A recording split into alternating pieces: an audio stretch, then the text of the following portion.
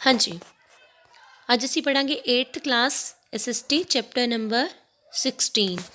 ਕਈ ਬੁੱਕਸ ਦੇ ਉੱਪਰ ਇਹ ਚੈਪਟਰ ਨੰਬਰ 13 ਵੀ ਹੈ, ਸੋ ਕਨਫਿਊਜ਼ ਨਾ ਹੋਇਓ। ਚੈਪਟਰ ਦਾ ਨਾਮ ਹੈ ਦ ਐਜੂਕੇਸ਼ਨ ਐਂਡ ਬ੍ਰਿਟਿਸ਼ ਰੂਲ, ਕਿ ਜਦੋਂ ਇੱਥੇ ਅੰਗਰੇਜ਼ ਸੀਗੇ ਉਸ ਟਾਈਮ ਦਾ ਐਜੂਕੇਸ਼ਨ ਸਿਸਟਮ ਕਿਹੋ ਜਿਹਾ ਸੀ। ਸੋ ਅਸੀਂ ਸਭ ਤੋਂ ਪਹਿਲਾਂ ਮਾਡਰਨ ਐਜੂਕੇਸ਼ਨ ਦੀ ਹਿਸਟਰੀ ਪੜ੍ਹਾਂਗੇ ਕਿ ਮਾਡਰਨ ਐਜੂਕੇਸ਼ਨ ਦੀ ਹਿਸਟਰੀ ਕੀ ਹੈ। ਸੋ ਸਭ ਤੋਂ ਪਹਿਲਾਂ ਤਾਂ ਕੀ ਸੀ, ਜਦੋਂ ਇੱਥੇ ਬ੍ਰਿਟਿਸ਼ਰਸ ਨਹੀਂ ਸੀ ਆਏ ਅਜੇ, ਉਸ ਟਾਈਮ 'ਤੇ ਐਜੂਕੇਸ਼ਨ ਜਿਹੜੀ ਸੀ ਲੋਕਾਂ ਨੂੰ ਸਿਰਫ ਰਿਲੀਜੀਅਸ ਐਜੂਕੇਸ਼ਨ ਹੀ ਦਿੱਤੀ ਜਾਂਦੀ ਸੀਗੀ। ਮਤਲਬ ਉਹਨਾਂ ਦੀ ਧਾਰਮਿਕ ਸਿੱਖਿਆ ਹੀ ਦਿੱਤੀ ਜਾਂਦੀ ਸੀ, ਜਿਹੜੀ ਕਿ ਆਸ਼ਰਮ ਦੇ ਵਿੱਚ, ਪਾਠਸ਼ਾਲਾ ਦੇ ਵਿੱਚ, ਮਦਰਸਿਆਂ ਦੇ ਵਿੱਚ ਦਿੱਤੀ ਜਾਂਦੀ ਸੀ, ਟੈਂਪਲ ਅਤੇ ਮੋਸਕਿਊ ਆਦਿ ਵਿੱਚ। ਜਿਹੜੇ ਸਕੂਲਸ ਮੋਸਕਿਊ ਦੇ ਵਿੱਚ ਸੀਗੇ ਉਹਨਾਂ ਨੂੰ ਅਸੀਂ ਕਹਿੰਦੇ ਸੀ ਮਕਤਬਾ, ਜਿੱਥੇ ਕਿ ਸਟੂਡੈਂਟਸ ਨੂੰ ਕੁਰਾਨ ਸ਼ਰੀਫ ਪੜ੍ਹਾਈ ਜਾਂਦੀ ਸੀਗੀ। ਐਂਡ ਜਿਹੜੇ ਟੈਂਪਲਸ ਅਤੇ ਗੁਰਦੁਆਰਾਸ ਦੇ ਵਿੱਚ ਸਕੂਲ ਹੁੰਦੇ ਸੀ ਉਹਨਾਂ ਨੂੰ ਕਹਿੰਦੇ ਸੀ ਪਾਠਸ਼ਾਲਾ। ਪਾਠਸ਼ਾਲਾ ਦੇ ਵਿੱਚ ਕੀ ਸੀਗੀਆਂ, ਬੱਚਿਆਂ ਨੂੰ ਉਹਨਾਂ ਦੀਆਂ ਰਿਲੀਜੀਅਸ ਬੁੱਕਸ ਜਿਹੜੀਆਂ ਟਾਊਟ ਕਰਵਾਈਆਂ, ਮਤਲਬ ਪੜ੍ਹਾਈਆਂ ਜਾਂਦੀਆਂ ਸੀਗੀਆਂ ਉਹਨਾਂ ਦੀ ਆਪਣੀ ਲੈਂਗੁਏਜ ਦੇ ਵਿੱਚ। ਜਿਵੇਂ ਹਿੰਦੂ ਸਟੂਡੈਂਟ ਜਿਹੜੇ ਸੀਗੇ ਉਹ ਹਿੰਦੀ ਦੇ ਵਿੱਚ ਜਿਹੜੇ ਆਪਣਾ ਸਨਾਤਨ ਧਰਮ ਦੇ ਬਾਰੇ ਪੜ੍ਹਦੇ ਸੀਗੇ, ਕਾਓ ਦੀ ਜਿਹੜੀ ਸੀ ਰਿਸਪੈਕਟ ਕਰਦੇ ਸੀ, ਗਾਂ ਦੀ, ਅਤੇ ਨਾਲ ਹੀ ਬ੍ਰਾਹਮਣ ਦੀ ਰਿਸਪੈਕਟ ਕਰਦੇ ਸੀ। ਇਹ ਚੀਜ਼ਾਂ ਉਹਨਾਂ ਨੂੰ ਸਿਖਾਈਆਂ ਜਾਂਦੀਆਂ ਸੀ। ਅਤੇ ਉਹ ਸਿੱਖਦੇ ਵੀ ਆਪਣੀ ਜਿਹੜੀ ਲੈਂਗੁਏਜ ਸੰਸਕ੍ਰਿਤ ਲੈਂਗੁਏਜ ਦੇ ਵਿੱਚ, ਅਤੇ ਹਿੰਦੀ ਲੈਂਗੁਏਜ ਜਿਹੜੀ ਉਹ ਯੂਜ਼ ਕੀਤੀ ਜਾਂਦੀ ਸੀ। ਇਸ ਤੋਂ ਇਲਾਵਾ ਜਿਹੜੇ ਮੁਸਲਮਾਨ ਲੋਕ ਸੀਗੇ ਉਹ ਮਕਤਬਾ ਦੇ ਵਿੱਚ ਪੜ੍ਹਦੇ ਸੀਗੇ। ਉਹਨਾਂ ਨੂੰ ਜਿਹੜੀ ਐਜੂਕੇਸ਼ਨ ਸੀ ਉਰਦੂ ਦੇ ਵਿੱਚ, ਪਰਸ਼ੀਅਨ ਅਤੇ ਅਰਬਿਕ ਦੇ ਵਿੱਚ ਦਿੱਤੀ ਜਾਂਦੀ ਸੀਗੀ। ਅਤੇ ਜਿਹੜੇ ਗੁਰਦੁਆਰਾਸ ਦੇ ਵਿੱਚ ਪੜ੍ਹਦੇ ਸੀਗੇ ਉਹਨਾਂ ਬੱਚਿਆਂ ਨੂੰ ਪੰਜਾਬੀ ਦੇ ਵਿੱਚ ਅਤੇ ਗੁਰਮੁਖੀ ਦੇ ਵਿੱਚ ਜਿਹੜਾ ਸੀਗਾ ਪੜ੍ਹਾਇਆ ਜਾਂਦਾ ਸੀ। ਅਤੇ ਉਹਨਾਂ ਦੇ ਰਿਲੀਜੀਅਸ ਗ੍ਰੰਥ, ਜਿੱਦਾਂ ਸ਼੍ਰੀ ਗੁਰੂ ਗ੍ਰੰਥ ਸਾਹਿਬ, ਉਹਨਾਂ ਦਾ ਰਿਲੀਜੀਅਸ ਜਿਹੜੇ ਉਹਨਾਂ ਦੇ ਉਹ ਬੁੱਕਸ ਹੈ ਉਹਨਾਂ ਦੇ ਦੁਆਰਾ ਪੜ੍ਹਾਇਆ ਜਾਂਦਾ ਸੀਗਾ। ਫਿਰ ਜਿਹੜੇ ਮੌਲਵੀ ਜਿਹੜੇ ਹੁੰਦੇ ਸੀਗੇ ਉਹ ਕਿੱਥੇ ਪੜ੍ਹਾਉਂਦੇ ਸੀ, ਮਕਤਬਾ ਦੇ ਵਿੱਚ। ਮਕਤਬਾ 'ਚ ਜਿਹੜੇ ਪੜ੍ਹਾਉਂਦੇ ਸੀਗੇ ਉਹ ਹੁੰਦੇ ਸੀ ਮੌਲਵੀ ਟੀਚਰ, ਜਿਨ੍ਹਾਂ ਨੂੰ ਆਪਾਂ ਹੁਣ ਟੀਚਰ ਕਹਿੰਦੇ ਅੱਜ ਕੱਲ੍ਹ। ਉੱਥੇ ਮਕਤਬਾ 'ਚ ਪੜ੍ਹਾਉਣ ਵਾਲੇ ਨੂੰ ਮੌਲਵੀ ਕਹਿੰਦੇ ਸੀਗੇ, ਅਤੇ ਟੈਂਪਲਸ ਦੇ ਵਿੱਚ ਪੜ੍ਹਾਉਣ ਵਾਲੇ ਨੂੰ ਪੰਡਿਤ ਕਹਿੰਦੇ ਸੀ, ਟੀਚਰ ਨੂੰ। ਫਿਰ ਉਸ ਤੋਂ ਬਾਅਦ ਗੁਰਦੁਆਰੇ 'ਚ ਪੜ੍ਹਾਉਣ ਵਾਲੇ ਦਾ ਸਾਨੂੰ ਪਤਾ ਹੀ ਹੈ ਕਿ ਗੁਰਦੁਆਰੇ ਵਿੱਚ ਪੜ੍ਹਾਉਣ ਵਾਲੇ ਨੂੰ ਭਾਈ ਸਾਹਿਬ ਕਿਹਾ ਜਾਂਦਾ ਸੀ। ਇਸ ਤੋਂ ਬਾਅਦ ਅਸੀਂ ਦੇਖਾਂਗੇ ਕਿ ਬੱਚਿਆਂ ਨੂੰ ਕੀ ਸੀ, ਉਹਨਾਂ ਦੀ ਸਿਰਫ ਅਤੇ ਸਿਰਫ ਧਾਰਮਿਕ ਸਿੱਖਿਆ ਦਿੱਤੀ ਜਾਂਦੀ ਸੀ, ਧਾਰਮਿਕ ਸਾਖੀਆਂ ਦਿੱਤੀਆਂ ਜਾਂਦੀਆਂ ਸੀਗੀਆਂ। ਅਤੇ ਸਾਰੀ ਦੀ ਸਾਰੀ ਜਿਹੜੀ ਹਾਇਰ ਕਲਾਸਿਸ ਵਾਸਤੇ ਜਿਹੜੀ ਐਜੂਕੇਸ਼ਨ ਸੀਗੀ ਉਹ ਹਿੰਦੀ ਐਂਡ ਸੰਸਕ੍ਰਿਤ ਦੇ ਵਿੱਚ ਦਿੱਤੀ ਜਾਂਦੀ ਸੀ। ਉਹਨਾਂ ਨੇ ਬਹੁਤ ਸਾਰੇ ਹਾਇਰ ਐਜੂਕੇਸ਼ਨ ਵਾਸਤੇ ਬਹੁਤ ਸਾਰੇ ਸਕੂਲ ਖੋਲ੍ਹੇ ਸੀਗੇ, ਸੰਸਕ੍ਰਿਤ ਕਾਲਜ ਵੀ ਓਪਨ ਕੀਤੇ ਸੀਗੇ। ਕਿਹੜੀ ਸਿਟੀ ਦੇ ਵਿੱਚ? ਬਨਾਰਸ ਦੇ ਵਿੱਚ। ਇਸ ਤੋਂ ਇਲਾਵਾ ਜਿਹੜਾ ਸੀਗਾ ਬਨਾਰਸ ਦੇ ਵਿੱਚ ਇੱਕ ਹੋਰ ਸਕੂਲ ਖੁੱਲ੍ਹਿਆ ਸੀ, ਜਿੱਥੇ ਹੈਂਡੀਕ੍ਰਾਫਟਸ ਦੀ ਐਜੂਕੇਸ਼ਨ ਪ੍ਰੋਵਾਈਡ ਕੀਤੀ ਜਾਂਦੀ ਸੀ ਬੱਚਿਆਂ ਨੂੰ। ਹੈਂਡੀਕ੍ਰਾਫਟਸ ਮਤਲਬ ਹੱਥ ਨਾਲ ਬਣੀਆਂ ਹੋਈਆਂ ਚੀਜ਼ਾਂ, ਜਿਹੜਾ ਕਿ ਬੱਚਿਆਂ ਨੂੰ ਹੱਥੀਂ ਕੁਝ ਕੰਮ ਕਰਨਾ ਸਿਖਾਉਣਾ। ਇਹੋ ਜਿਹੇ ਸਕੂਲਾਂ ਨੂੰ ਕਹਿੰਦੇ ਸੀਗੇ ਮਹਾਜਨ ਸਕੂਲ। ਸੋ ਇਹ ਜਿਹੜੀ ਐਕਟੀਵਿਟੀ ਤੁਹਾਨੂੰ ਦੱਸੀ ਹੈ, ਐਕਟੀਵਿਟੀ ਦੇ ਵਿੱਚ ਦੱਸਿਆ ਗਿਆ ਆ ਕਿ ਮਦਰਸਾ ਜਿਹੜਾ ਸੀਗਾ ਜਿੱਥੇ ਅਰੇਬੀਅਨ ਲੈਂਗੁਏਜ ਮੇਨਲੀ ਯੂਜ਼ ਹੁੰਦੀ ਸੀਗੀ। ਹੁਣ ਜੇ ਅਸੀਂ ਗੱਲ ਕਰੀਏ ਨਿਊ ਐਜੂਕੇਸ਼ਨ ਸਿਸਟਮ, ਤਾਂ ਜਿਹੜਾ ਨਿਊ ਐਜੂਕੇਸ਼ਨ ਸਿਸਟਮ ਹੈ ਕਦੋਂ ਸਟਾਰਟ ਕੀਤਾ, ਕਿੰਨੇ ਸਟਾਰਟ ਕੀਤਾ? ਤਾਂ ਇਹ ਸਟਾਰਟ ਕੀਤਾ ਬ੍ਰਿਟਿਸ਼ਰਸ ਨੇ ਇੰਡੀਆ ਦੇ ਵਿੱਚ। ਅਤੇ ਇਸ ਸਿਸਟਮ ਦੇ ਅੰਡਰ ਕੀ ਹੋਣ ਲੱਗਿਆ, ਸਿਸਟਮ ਦਾ ਮੇਨ ਪਰਪਸ ਕੀ ਸੀਗਾ ਕਿ ਸਟੂਡੈਂਟਸ ਨੂੰ ਸੈਲਫ ਥਿੰਕਿੰਗ ਦੇ ਲਾਇਕ ਬਣਾਉਣਾ, ਕਿ ਉਹ ਆਪਣੀ ਸਮਝ ਆਪ ਵਰਤ ਸਕਣ। ਇੰਗਲਿਸ਼ ਲੈਂਗੁਏਜ ਜਿਹੜੀ ਸੀਗੀ ਉਹ ਮੇਨ ਮੀਡੀਅਮ ਸੀਗਾ। ਬੱਚਿਆਂ ਨੂੰ ਇੱਕ ਵੈਸਟਰਨ ਲਿਟਰੇਚਰ ਸਿਖਾਉਣਾ ਸੀਗਾ, ਇੱਕ ਉਹਨਾਂ ਨੂੰ ਇੰਡੀਅਨ ਲੈਂਗੁਏਜ ਤੋਂ ਦੀ ਬਜਾਏ ਇੰਗਲਿਸ਼ ਲੈਂਗੁਏਜ ਜਿਹੜੀ ਸਿਖਾਉਣੀ ਇਹਨਾਂ ਦਾ ਮੇਨ ਮਕਸਦ ਸੀਗਾ। ਅੰਗਰੇਜ਼ੀ ਲੈਂਗੁਏਜ ਨੂੰ ਪ੍ਰਮੋਟ ਕਰਨ ਲਈ ਅੰਗਰੇਜ਼ਾਂ ਨੇ ਇੱਥੇ ਬਹੁਤ ਸਾਰੇ ਸਕੂਲਸ ਓਪਨ ਕਰਵਾ ਦਿੱਤੇ, ਕਾਲਜਸ ਓਪਨ ਕਰਵਾਏ, ਐਂਡ ਯੂਨੀਵਰਸਿਟੀਜ਼ ਵੀ ਇੱਥੇ ਬਣਾ ਦਿੱਤੀਆਂ। ਇਸ ਤੋਂ ਇਲਾਵਾ ਇੱਕ ਫਿਕਸਡ ਸਿਲੇਬਸ ਜਿਹੜਾ ਫੋਰਮ ਕਰ ਦਿੱਤਾ ਗਿਆ, ਅਤੇ ਜ਼ਿਆਦਾ ਜਿਹੜੀ ਅਟੈਂਸ਼ਨ ਦਿੱਤੀ ਗਈ ਟੈਕਨੀਕਲ ਐਜੂਕੇਸ਼ਨ, ਮਤਲਬ ਕਿ ਕਿਸ ਤਰ੍ਹਾਂ ਬੱਚੇ ਦੀ ਏਜ ਦੇ ਅਕੋਰਡਿੰਗ ਸਿਲੇਬਸ ਪੜ੍ਹਾਉਣਾ ਆ, ਏਜ ਦੇ ਅਕੋਰਡਿੰਗ ਜਿਹੜੇ ਸਬਜੈਕਟ ਬਣਾਉਣੇ ਆ। ਜਿੱਦਾਂ ਕਿ ਅਸੀਂ ਅੱਜ ਪੜ੍ਹ ਰਹੇ ਹਾਂ, ਜਿਹੜਾ ਸਾਡਾ ਐਜੂਕੇਸ਼ਨ ਅਸੀਂ ਸਿਸਟਮ ਅੱਜ ਚੱਲ ਰਿਹਾ ਆ, ਇਹ ਉਹਨਾਂ ਨੇ ਅੰਗਰੇਜ਼ਾਂ ਨੇ ਬਣਾਇਆ ਹੋਇਆ। ਹੁਣ ਅਸੀਂ ਦੇਖਦੇ ਹਾਂ ਪਰਪਸ, ਕਿ ਉਹਨਾਂ ਦਾ ਪਰਪਸ ਕੀ ਸੀ ਵੈਸਟਰਨ ਐਜੂਕੇਸ਼ਨ ਸਟਾਰਟ ਕਰਨ ਦਾ। ਵੈਸਟਰਨ ਐਜੂਕੇਸ਼ਨ ਸਟਾਰਟ ਕਰਨ ਦਾ ਸਭ ਤੋਂ ਵੱਡਾ ਪਰਪਸ ਇਹਨਾਂ ਦਾ ਸੀਗਾ ਕਿ ਪੜ੍ਹੇ ਲਿਖੇ ਲੋਕ ਜਿਹੜੇ ਉਹ ਐਡਮਿਨਿਸਟ੍ਰੇਸ਼ਨ ਨੂੰ ਰਨ ਕਰ ਸਕਣ। ਅੰਗਰੇਜ਼ਾਂ ਨੂੰ ਚਾਹੀਦੇ ਸੀ ਉਹ ਲੋਕ ਜਿਹੜੇ ਅੰਗਰੇਜ਼ੀ ਜਾਣਦੇ ਹੋਣ ਅਤੇ ਉਹਨਾਂ ਦੇ ਨਾਲ ਸਰਕਾਰ ਚਲਾ ਸਕਣ। ਇਸ ਤੋਂ ਇਲਾਵਾ ਉਹਨਾਂ ਨੂੰ ਲੋੜ ਸੀ ਕਿ ਲੋਕ ਜਿਹੜੇ ਆ, ਲੋਕਾਂ ਦੀਆਂ ਪ੍ਰੋਬਲਮਸ ਜਿਹੜੀਆਂ ਇੰਡੀਅਨਸ ਦੀਆਂ ਪ੍ਰੋਬਲਮਸ ਆ ਉਹ ਸੁਣ ਸਕਣ ਅਤੇ ਉਹਨਾਂ ਨੂੰ ਟਰਾਂਸਲੇਟ ਕਰਕੇ ਅੰਗਰੇਜ਼ਾਂ ਤੱਕ ਪਹੁੰਚਾ ਸਕਣ ਅਤੇ ਅੰਗਰੇਜ਼ਾਂ ਦੀ ਗੱਲ ਨੂੰ ਟਰਾਂਸਲੇਟ ਕਰਕੇ ਇੰਡੀਅਨਸ ਤੱਕ ਪਹੁੰਚਾ ਸਕਣ। ਤਾਂ ਇਸ ਮੋਟਿਵ ਲਈ ਉਹਨਾਂ ਨੂੰ ਅੰਗਰੇਜ਼ਾਂ ਨੂੰ ਲੋਕਾਂ ਨੂੰ ਇੰਡੀਅਨਸ ਲੋਕਾਂ ਨੂੰ ਇੰਗਲਿਸ਼ ਜਿਹੜੀ ਪੜ੍ਹਾਉਣੀ ਹੀ ਪੈਣੀ ਸੀ, ਵੈਸਟਰਨ ਐਜੂਕੇਸ਼ਨ ਜਿਹੜਾ ਦੇਣੀ ਹੀ ਪੈਣੀ ਸੀ। ਇਸ ਤੋਂ ਇਲਾਵਾ ਬ੍ਰਿਟਿਸ਼ਰਸ ਨੂੰ ਲੱਗਦਾ ਸੀ ਕਿ ਜੇ ਅਸੀਂ ਇੰਡੀਅਨ ਨੂੰ ਐਜੂਕੇਟ ਕਰ ਦਿੰਦੇ ਹਾਂ, ਇੰਗਲਿਸ਼ ਉਹਨਾਂ ਨੂੰ ਸਿਖਾ ਦਿੰਦੇ ਹਾਂ, ਤਾਂ ਉਹਨਾਂ ਦਾ ਧਰਮ ਪਰਿਵਰਤਨ ਕਰਨਾ, ਉਹਨਾਂ ਨੂੰ ਕ੍ਰਿਸਚਨ ਬਣਾਉਣਾ ਬਹੁਤ ਸੌਖਾ ਹੋਵੇਗਾ। ਇਸ ਮਕਸਦ ਦੇ ਨਾਲ ਵੀ ਉਹਨਾਂ ਨੇ ਵੈਸਟਰਨ ਐਜੂਕੇਸ਼ਨ ਜਿਹੜੀ ਸੀ ਉਹ ਸਟਾਰਟ ਕੀਤੀ ਸੀ। ਦੈਨ ਅਸੀਂ ਦੇਖਾਂਗੇ ਡਿਵੈਲਪਮੈਂਟ ਆਫ ਵੈਸਟਰਨ ਐਜੂਕੇਸ਼ਨ, ਕਿ ਵੈਸਟਰਨ ਐਜੂਕੇਸ਼ਨ ਦੀ ਡਿਵੈਲਪਮੈਂਟ ਕਿਵੇਂ ਹੋਈ। ਇਸ ਦੀ ਡਿਵੈਲਪਮੈਂਟ ਕਰਨ ਲਈ ਸਰਕਾਰ ਨੇ ਬਹੁਤ ਸਾਰੇ ਮਤਲਬ ਪਾਪੜ ਵੇਲੇ। ਜੇ ਗੱਲ ਕਰੀਏ ਤਾਂ 1641 ਈਸਵੀ ਦੇ ਵਿੱਚ ਕ੍ਰਿਸਚੈਨਿਟੀ ਨੂੰ ਉਹਨਾਂ ਨੇ ਪ੍ਰਚਾਰ ਕਰਨਾ ਸਟਾਰਟ ਕਰ ਦਿੱਤਾ, ਮਤਲਬ ਕ੍ਰਿਸਚੈਨਿਟੀ ਦਾ ਪ੍ਰਚਾਰ ਕਰਨਾ ਸਟਾਰਟ ਕਰ ਦਿੱਤਾ।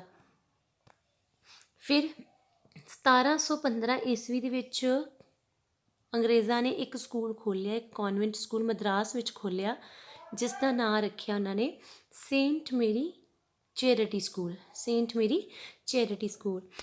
ਫਿਰ ਇਸ ਤੋਂ ਬਾਅਦ ਕੁਝ ਅੰਗਰੇਜ਼ ਸੀਗੇ, ਲਾਰਡ ਵਾਰਨ ਹਾਸਟਿੰਗਸ ਵਰਗੇ, ਜੋਨਾਥਨ ਡੰਕਨ ਵਰਗੇ, ਜਿਨ੍ਹਾਂ ਨੇ ਕਿਹਾ ਕਿ ਇੱਥੇ ਇਸ ਸਕੂਲ ਦੇ ਵਿੱਚ ਨਾਲ ਦੀ ਨਾਲ ਸੰਸਕ੍ਰਿਤ ਵੀ ਪੜ੍ਹਾਈ ਜਾਵੇ। ਨਾਲ ਦੀ ਨਾਲ ਉਹਨਾਂ ਨੇ ਸੰਸਕ੍ਰਿਤ ਵੀ ਸਟਾਰਟ ਕਰ ਦਿੱਤੀ। ਹੁਣ ਅਸੀਂ ਦੇਖਾਂਗੇ ਕਿ ਡਿਵੈਲਪਮੈਂਟ ਕਿਹੜੇ ਕਿਹੜੇ ਪਾਰਟ ਦੇ ਵਿੱਚ ਇਹਦੀ ਡਿਵੈਲਪਮੈਂਟ ਹੋਈ ਵੈਸਟਰਨ ਐਜੂਕੇਸ਼ਨ ਦੀ। ਸਭ ਤੋਂ ਪਹਿਲਾਂ ਅਸੀਂ ਪਾਰਟ ਦੇਖਣਾ, ਟਾਈਮ ਪੀਰੀਅਡ ਦੇਖਣਾ 1813 ਤੋਂ ਲੈ ਕੇ 1854 ਤੱਕ ਵੈਸਟਰਨ ਐਜੂਕੇਸ਼ਨ ਦੀ ਡਿਵੈਲਪਮੈਂਟ ਕਿਵੇਂ ਹੁੰਦੀ ਹੈ, ਵਿਕਾਸ ਕਿਵੇਂ ਦਾ, ਗਰੋ ਕਿਵੇਂ ਕਰਦੀ ਹੈ। ਤਾਂ ਚਾਰਟਰ ਐਕਟ ਅਸੀਂ ਸਾਰੇ ਪੜ੍ਹੇ ਆ, ਚਾਰਟਰ ਐਕਟ ਪਿਛਲੇ ਲੈਸਨਸ ਦੇ ਵਿੱਚ। ਅਤੇ ਅਸੀਂ ਗੱਲ ਕਰਦੇ ਹਾਂ ਪਹਿਲਾ ਚਾਰਟਰ ਐਕਟ ਜਿਹੜਾ ਸੀਗਾ 1813 ਵਿੱਚ ਪਾਸ ਹੋਇਆ ਸੀ। ਉਸ ਦੇ ਅਕੋਰਡਿੰਗ ਗਵਰਨਮੈਂਟ ਨੇ ਪਲਾਨ ਕੀਤਾ ਕਿ ਉਹ ਹਰ ਸਾਲ ਐਜੂਕੇਸ਼ਨ 'ਤੇ 1 ਲੱਖ ਰੁਪਇਆ ਖਰਚ ਕਰੇਗੀ। ਇਹ ਮਨੀ ਕਾਫੀ ਵੱਡੀ ਸੀ ਅਤੇ ਸਰਕਾਰ ਇਹ ਖਰਚ ਨਹੀਂ ਕਰ ਰਹੀ ਸੀ, ਕਿਉਂਕਿ ਐਜੂਕੇਸ਼ਨ ਦੀ ਪੋਲਿਸੀ ਫਿਕਸਡ ਪੋਲਿਸੀਆਂ ਬਣਾਈਆਂ ਸੀਗੀਆਂ। ਇਸ ਪ੍ਰੋਬਲਮ ਦਾ ਹੱਲ ਕਰਨ ਲਈ ਅੰਗਰੇਜ਼ ਸਰਕਾਰ ਨੇ 1823 ਦੇ ਵਿੱਚ ਇੱਕ ਕਮੇਟੀ ਬਣਾਈ, ਜੋ ਕਿ ਐਜੂਕੇਸ਼ਨ ਪੋਲਿਸੀ 'ਤੇ ਡਿਸਕਸ਼ਨ ਕਰੇਗੀ। ਤਾਂ ਜਦੋਂ ਇਹ ਡਿਸਕਸ਼ਨ ਹੋਈ ਐਜੂਕੇਸ਼ਨ ਪੋਲਿਸੀ 'ਤੇ ਇਸ ਕਮੇਟੀ ਦੀ, ਤਾਂ ਕਾਫੀ ਸਾਰੇ ਮੈਂਬਰ ਜਿਹੜੇ ਕਾਫੀ ਸਾਰੇ ਜਿਹੜੇ ਉਹ ਮੈਂਬਰ ਇਸ ਦੇ ਪੱਖ ਵਿੱਚ ਨਹੀਂ ਸਨ, ਅਤੇ ਕੁਝ ਮੈਂਬਰ ਸੀਗੇ ਜਿਹੜੇ ਇਸ ਦੇ ਪੱਖ ਵਿੱਚ ਸਨ ਕਿ ਹਾਂ ਇੰਨਾ ਪੈਸਾ ਜਿਹੜਾ ਵੈਸਟਰਨ ਐਜੂਕੇਸ਼ਨ 'ਤੇ ਖਰਚ ਕਰਨਾ ਚਾਹੀਦਾ ਵਾ, ਉਹ ਵੀ ਇੰਗਲਿਸ਼ ਦੇ ਵਿੱਚ ਜਿਹੜੀ ਐਜੂਕੇਸ਼ਨ ਦੇ ਰਹੇ ਆ। ਜਦ ਕਿ ਕੁਛ ਜਿਹੜੇ ਉਹ ਨਹੀਂ ਚਾਹੁੰਦੇ ਸੀ, ਉਹ ਚਾਹੁੰਦੇ ਸੀਗੇ ਕਿ ਜੇ ਆਪਾਂ ਇੰਡੀਅਨਸ ਨੂੰ ਜਾਂ ਬੱਚਿਆਂ ਨੂੰ ਕੁਝ ਸਿਖਾਉਣਾ ਹੈ ਤਾਂ ਉਹਨਾਂ ਦਾ ਮੀਡੀਅਮ ਆਫ ਇੰਸਟਰਕਸ਼ਨ ਜਿਹੜਾ ਹੈ ਉਹਨਾਂ ਦੀਆਂ ਆਪਣੀ ਲੈਂਗੁਏਜ ਹੋਣੀ ਚਾਹੀਦੀ ਹੈ, ਜਿਸ ਤਰ੍ਹਾਂ ਸੰਸਕ੍ਰਿਤ ਹੈ, ਪਰਸ਼ੀਅਨ ਹੈ, ਅਰਬਿਕ ਹੈ, ਜੋ ਕਿ ਆਲਰੇਡੀ ਬੱਚੇ ਸਿੱਖਦੇ ਰਹੇ ਸੀਗੇ। ਇਸ ਤੋਂ ਇਲਾਵਾ ਫਿਰ ਜਿਹੜਾ ਲਾਰਡ ਮੈਕਲੇ ਸੀਗਾ, ਉਸ ਨੂੰ ਐਜੂਕੇਸ਼ਨ ਕਮੇਟੀ ਦਾ ਪ੍ਰੈਜ਼ੀਡੈਂਟ ਬਣਾ ਦਿੱਤਾ ਗਿਆ। ਕਦੋਂ ਬਣਾਇਆ ਗਿਆ? 1853 ਈਸਵੀ ਦੇ ਵਿੱਚ। ਫਿਰ ਉਸ ਨੇ ਬਹੁਤ ਸਾਰੇ ਜਿਹੜੇ ਡਿਸੀਜ਼ਨ ਸੀਗੇ ਐਜੂਕੇਸ਼ਨ ਦੇ ਹੱਕ ਦੇ ਵਿੱਚ ਲੈਣੇ ਸਟਾਰਟ ਕਰ ਦਿੱਤੇ। ਉਸ ਤੋਂ ਇਲਾਵਾ ਕਾਫੀ ਇੰਡੀਅਨ ਵੀ ਸੀਗੇ ਜਿਨ੍ਹਾਂ ਨੇ ਵੈਸਟਰਨ ਐਜੂਕੇਸ਼ਨ ਦੇ ਪੱਖ ਦੇ ਵਿੱਚ ਆਪਣੀ ਹਾਂ ਪੱਖੀ ਰਵੱਈਆ ਜਿਹੜਾ ਦੱਸਿਆ, ਜਿਵੇਂ ਜਿਨ੍ਹਾਂ ਦੇ ਵਿੱਚ ਰਾਜਾ ਰਾਮ ਮੋਹਨ ਰੋਏ ਜਿਹੜਾ ਉਹ ਮੇਨ ਸੀਗਾ। ਇਹ ਜਿਹੜੇ ਰਾਜਾ ਰਾਮ ਮੋਹਨ ਰਾਏ, ਇਹ ਜਿਹੜੀ ਪਰਸਨੈਲਿਟੀ ਜਿਹੜੀ ਪਿਕ ਦਿੱਤੀ ਗਈ ਹੈ ਤੁਹਾਨੂੰ, ਇਹ ਰਾਜਾ ਰਾਮ ਮੋਹਨ ਰਾਏ ਨੇ। ਇਹਨਾਂ ਨੇ ਵੀ ਜਿਹੜਾ ਅੰਗਰੇਜ਼ੀ ਇਹ ਚਾਹੁੰਦੇ ਸੀਗੇ ਕਿ ਵੈਸਟਰਨ ਐਜੂਕੇਸ਼ਨ ਜਿਹੜੀ ਬੱਚਿਆਂ ਨੂੰ ਦਿੱਤੀ ਜਾਵੇ, ਇਹਨਾਂ ਨੇ ਉਹਦੇ ਹੱਕ ਦੇ ਵਿੱਚ ਗੱਲ ਕੀਤੀ ਸੀ। ਫਿਰ ਇਸ ਤੋਂ ਬਾਅਦ 1854 ਈਸਵੀ ਨੂੰ ਪ੍ਰੈਜ਼ੀਡੈਂਟ ਬੋਰਡ ਆਫ ਕੰਟਰੋਲ ਜਿਹੜੀ ਸੀਗੀ, ਉਹਦਾ ਪ੍ਰੈਜ਼ੀਡੈਂਟ ਬਣਾ ਦਿੱਤਾ ਗਿਆ ਚਾਰਲਸ ਵੁੱਡ ਨੂੰ। ਚਾਰਲਸ ਵੁੱਡ ਨੇ ਵੀ ਵੈਸਟਰਨ ਐਜੂਕੇਸ਼ਨ ਨੂੰ ਲੈ ਕੇ ਆਪਣੀਆਂ ਕੁਛ ਰਿਕਮੈਂਡੇਸ਼ਨ ਦਿੱਤੀਆਂ, ਆਪਣੇ ਵਿਚਾਰ ਦਿੱਤੇ, ਜਿਨ੍ਹਾਂ ਨੂੰ ਕਿਹਾ ਜਾਂਦਾ ਹੈ ਵੁੱਡਸ ਡਿਸਪੈਚ। ਵੁੱਡਸ ਡਿਸਪੈਚ ਦੇ ਵਿੱਚ ਕੀ ਕਿਹਾ ਗਿਆ ਸੀ, ਐਜੂਕੇਸ਼ਨ ਨੂੰ ਲੈ ਕੇ ਕਿਹੜੀਆਂ ਮੰਗਾਂ ਰੱਖੀਆਂ ਗਈਆਂ ਸੀਗੀਆਂ। ਤਾਂ ਵੁੱਡਸ ਡਿਸਪੈਚ ਦੇ ਅਕੋਰਡਿੰਗ ਸਭ ਤੋਂ ਪਹਿਲਾਂ ਤਾਂ ਉਹਨਾਂ ਨੇ ਕੀ ਕੀਤਾ ਸੀਗਾ, ਅਸੀਂ ਪੜ੍ਹਦੇ ਪਏ ਹਾਂ ਹੰਟਰ ਕਮਿਸ਼ਨ ਬਾਰੇ, ਜਿਹੜਾ ਆਇਆ ਸੀਗਾ 1882 ਈਸਵੀ ਦੇ ਵਿੱਚ। ਅਤੇ ਹੰਟਰ ਕਮਿਸ਼ਨ ਨੇ ਕਿਹੜੀਆਂ ਜਿਹੜੀਆਂ ਸੀਗੀਆਂ ਰਿਕਮੈਂਡੇਸ਼ਨ ਦਿੱਤੀਆਂ ਐਜੂਕੇਸ਼ਨ ਨੂੰ ਲੈ ਕੇ। ਸਭ ਤੋਂ ਪਹਿਲਾਂ ਤਾਂ ਹੰਟਰ ਕਮਿਸ਼ਨ ਦੀ ਜਿਹੜੀ ਮੰਗ ਸੀ ਕਿ ਪ੍ਰਾਈਵੇਟ ਸਕੂਲਸ ਨੂੰ ਗ੍ਰਾਂਟ ਦੇਣੀ ਚਾਹੀਦੀ ਹੈ। ਦੈਨ ਸੈਕੰਡਰੀ ਐਜੂਕੇਸ਼ਨ ਨੂੰ, ਸੈਕੰਡਰੀ ਸਕੂਲਾਂ ਦਾ ਸੁਧਾਰ ਕਰਨਾ ਚਾਹੀਦਾ ਹੈ। ਦੈਨ ਵਿਮਨਸ ਦੇ ਵਾਸਤੇ ਐਜੂਕੇਸ਼ਨ ਪ੍ਰੋਵਾਈਡ ਕਰਨ ਦੇ ਲਈ ਵਧੀਆ ਅਰੇਂਜਮੈਂਟ ਕਰਨੇ ਚਾਹੀਦੇ ਨੇ। ਉਸ ਤੋਂ ਬਾਅਦ ਬੱਚਿਆਂ ਨੂੰ ਫਿਜ਼ੀਕਲ ਐਜੂਕੇਸ਼ਨ ਅਤੇ ਮੈਂਟਲ ਐਜੂਕੇਸ਼ਨ ਦੋਨੋਂ ਪ੍ਰੋਵਾਈਡ ਕਰਨੀਆਂ ਚਾਹੀਦੀਆਂ ਆ। 5ਵੇਂ ਨੰਬਰ 'ਤੇ ਹੰਟਰ ਕਮਿਸ਼ਨ ਦੇ ਵਿੱਚ ਇਹ ਗੱਲ ਰਿਕਮੈਂਡ ਕੀਤੀ ਗਈ ਸੀ ਕਿ ਗਵਰਨਮੈਂਟ ਜਿਹੜੀ ਆ ਉਹ ਸਕੂਲ ਕਾਲਜਸ ਦੇ ਵਿੱਚ ਅਨਨੈਸੈਸਰੀ ਮਤਲਬ ਬਿਨਾਂ ਜ਼ਰੂਰਤ ਦੇ ਕੋਈ ਇੰਟਰਫੇਅਰ, ਕੋਈ ਦਖਲ ਅੰਦਾਜ਼ੀ ਨਹੀਂ ਕਰੇਗੀ। ਤਾਂ ਗਵਰਨਮੈਂਟ ਨੇ ਜਿਹੜੀਆਂ ਹੰਟਰ ਕਮਿਸ਼ਨ ਦੀਆਂ ਸਾਰੀਆਂ ਰਿਕਮੈਂਡੇਸ਼ਨ ਸੀਗੀਆਂ, ਮੰਗਾਂ ਸੀ, ਮੰਨ ਲਈਆਂ, ਸਾਰੀ ਰਿਕਮੈਂਡੇਸ਼ਨ ਮੰਨ ਲਈ ਉਹਦੀ। ਅਤੇ ਇਹੀ ਜਿਹੜੀ ਆ ਇਹ ਹੰਟਰ ਕਮਿਸ਼ਨ ਜਿਹੜਾ ਹੈ ਇਹੀ ਅੱਜ ਕੱਲ੍ਹ ਦੀ ਮਾਡਰਨ ਐਜੂਕੇਸ਼ਨ ਦਾ ਬੇਸ ਮੰਨਿਆ ਜਾਂਦਾ ਹੈ। ਸੋ ਮੇਨ ਗੱਲ ਜਿਹੜੀ ਸੀਗੀ ਇਹ। ਹੁਣ ਅਸੀਂ ਪੜ੍ਹਾਂਗੇ ਸੈਟਲਰ ਕਮੇਟੀ। ਸੈਟਲਰ ਕਮੇਟੀ ਆਈ ਸੀਗੀ 1917 ਦੇ ਵਿੱਚ। ਸੈਟਲਰ ਕਮੇਟੀ ਕੀ ਕਹਿੰਦੀ ਹੈ?